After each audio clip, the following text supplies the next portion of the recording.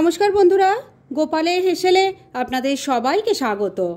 আজকে আমি স্পেশাল মশলায় শীতের সবজি দিয়ে দারুণ টেস্টি একটি নিরামিষ রান্না করব, যেটা রুটি, পরোটা, লুচির সাথে খেতে অসাধারণ লাগবে আর খুব কম সময় কম উপকরণে তৈরি হয়ে যায়।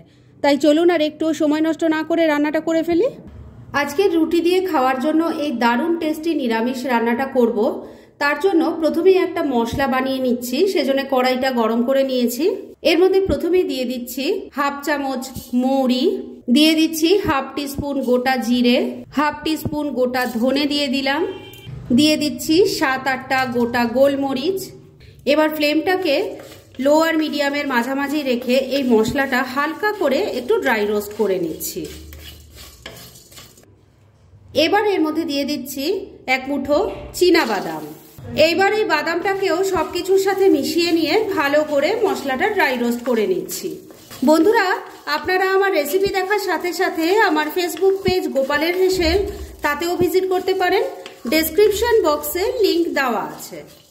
সমস্ত কিছু ভালো করে মিশিয়ে নিয়ে এটাকে ড্রাই রোস্ট করে নিয়েছি। এবার গ্যাসটা বন্ধ করে দিলাম আর এটা নামিয়ে নেব। ঠান্ডা হয়ে গেলে গুঁড়ো করে নেব। মশলাটা তৈরি করে রেখে দিয়েছি আর এবার মূল রান্নাটা শুরু করব। সেজন্য কড়াইয়ে সরষের তেল গরম করে নিয়েছি। এর মধ্যে প্রথমেই অল্প নুন দিয়ে দিলাম। এবার এর মধ্যে একটু ব্রোকলি ভেজে নেব।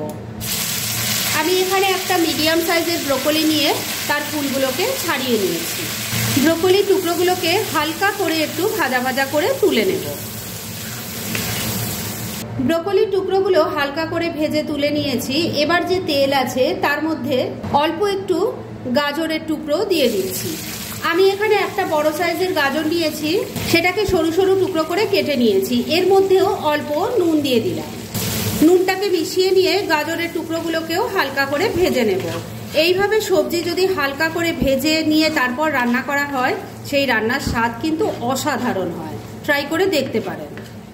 সবজিগুলো ভেজে তুলে রেখে দিয়েছি। এবার যে তেল আছে তার মধ্যেই বাকি রান্নাটা করব। এর মধ্যে প্রথমে দিয়ে দিচ্ছি অল্প 5 ফোড়ন, একটা শুকনো লঙ্কাও দিয়ে দিলাম। এবার ফোড়নটাকে কয়েক সেকেন্ড একটু ভাজা ভাজা করে নিচ্ছি। ফোড়নটা ভাজা ভাজা হয়ে গেছে। এবার এর মধ্যে একটু আলুর টুকরো দিয়ে দিচ্ছি। আমি এখানে দুটো ছোট সাইজের আলু নিয়েছি, সেই আলুগুলোকে লম্বা লম্বা টুকরো করে কেটে নিয়েছি। আলুর মধ্যেও অল্প একটু নুন দিয়ে দিলাম। এবার নুনটাকে মিশিয়ে নিয়ে আলুগুলোকে আগে হালকা করে ভাজা ভাজা করে নিচ্ছি। আলুর টুকরোগুলো হালকা করে ভাজা ভাজা করে নিয়েছি। এবার এর মধ্যে আমি এক এক করে কিছু মশলা দেব। প্রথমে দিয়ে দিচ্ছি আদা, কাঁচা লঙ্কা আর টমেটো বাটা, দিয়ে দিচ্ছি হলুদের গুঁড়ো, অল্প একটু কাশ্মীরি মির্চ পাউডারও দিয়ে দিলাম। স্বাদ মতো নুন দিয়ে দিচ্ছি, তবে নুন দেওয়ার আগে খেয়াল রাখবেন সমস্ত সবজি কিন্তু হালকা করে নুন দিয়ে ভাজা আছে। অল্প একটু চিনিও দিয়ে দিলাম। এবার অল্প জল অ্যাড করছি, না হলে মশলাটা কষাতে অসুবিধা হবে।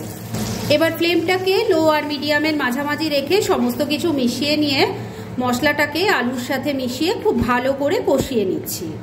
বন্ধুরা, অনলাইন শপিং আমরা এখন সারা বছর সবাই করি। তাই ঘরে বসেই যদি নামি দামি ব্র্যান্ডেড কোম্পানির চয়েসেবল জিনিস অবিশ্বাস্য কম দামে পেতে চান, তাহলে ডেসক্রিপশন বক্সে টেলিগ্রাম লিংক বলে একটা লিংক দেওয়া আছে, সেখান থেকে আপনারা ভিজিট করতে পারেন আর মনের মতো যাবতীয় জিনিসপত্র কিনে নিতে পারেন, সেটাও কিন্তু প্রচুর ডিসকাউন্টের সাথে। 2-3 মিনিট সময় নিয়ে মশলার সাথে আলুটাকে মিশিয়ে ভালো করে কষিয়ে নিয়েছি। এবার এর মধ্যে ভেজে রাখা ব্রোকলি আর গাজরের টুকরো দিয়ে দিলাম। মশলার সাথে খুব ভালো করে মিশিয়ে নিচ্ছি। মিনিট 2 সময় নিয়ে সবজিগুলোকে মশলার সাথে মিশিয়ে ভালো করে কষিয়ে নিয়েছি। এবার এর মধ্যে দিয়ে দিচ্ছি একটু ক্যাপসিকামের টুকরো আর ছাড়ানো মটরশুঁটি। এগুলো ভালো করে মিশিয়ে নিচ্ছি।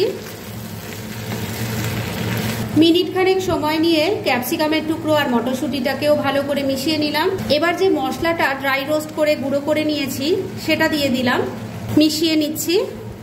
এই রান্নাটা রুটি, পরোটা, লুচি যার সাথেই খান না কেন অসাধারণ লাগবে। ওদিকে ফ্রাইড রাইস, পোলাওয়ের সাথে খেতেও কিন্তু মন্দ লাগবে না। ট্রাই করে দেখতে পারেন। সবকিছু খুব ভালো করে মিশিয়ে নিয়েছি। এবার এর মধ্যে গ্রেভির জন্য জল দিয়ে দিচ্ছি। এই রান্নাটা কিন্তু খুব বেশি ঝোলঝোল হয় না, সমস্ত কিছু হালকা করে ভাজা ভাজা করাই আছে, তার জন্য জলও কিন্তু খুব বেশি দেওয়ার দরকার নেই। আমি ওই মোটামুটি 1.5 কাপের মতো জল দিলাম। ভালো করে মিশিয়ে নিচ্ছি। সবকিছু খুব ভালো করে মেশানো হয়ে গেছে। এবার ফ্লেমটাকে লো আর মিডিয়ামের মাঝামাঝি রেখে ঢাকা দিয়ে 4-5 মিনিট রান্না করে নিচ্ছি। মিনিট 4 রান্নাটা করে নিয়েছি, এবার ঢাকা তুলছি। আমি কিন্তু মাঝে দুবার ঢাকা তুলে একটু নাড়াচাড়া করে দিয়েছিলাম আর নুন মিষ্টিটা চেক করে নিয়েছিলাম। এবার প্রথমেই দেখে নেব সবজি কেমন সেদ্ধ হয়েছে। আলু টুকরোটা দেখে নিচ্ছি, দেখুন সুন্দর সেদ্ধ হয়ে গেছে।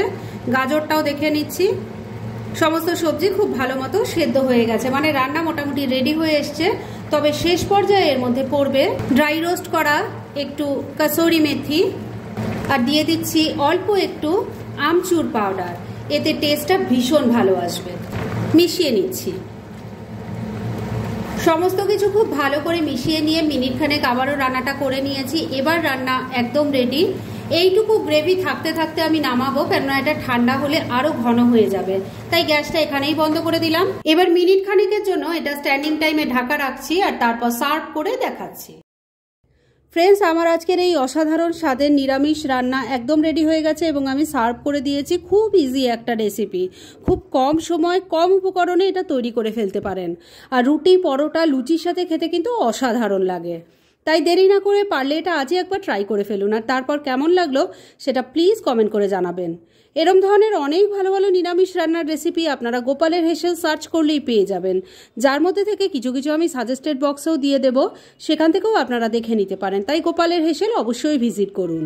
আর আপনারা কেমন ধরনের রেসিপি চাইছেন সেটাও কিন্তু আমাকে জানাতে পারেন। আমি চেষ্টা করব সেসব রেসিপিগুলো আপনাদের সাথে শেয়ার করার। আর আমার আজকের এই রেসিপি যদি আপনাদের ভালো লাগে আর ইউজফুল বলে মনে হয়, তাহলে যারা এখন আমার চ্যানেলটাকে সাবস্ক্রাইব করেননি তারা প্লিজ প্লিজ সাবস্ক্রাইব করুন। তাহলে আজকের মতো এখানেই শেষ করছি। পরদিন আবার এরকমই কোনো ভালো রেসিপি নিয়ে চলে আসবো।